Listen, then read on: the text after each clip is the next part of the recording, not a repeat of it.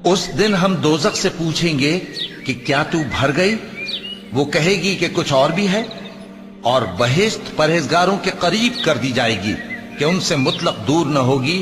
यही वो चीज है जिसका तुमसे वादा किया जाता था, यानी हर रुजू लाने वाले, हिफाजत करने वाले से, जो रहमान से बिन देखे डरता रहा और रुजू करने वाला दिल लेकर आया, उसमें सलामती के साथ दाखिल हो जाओ।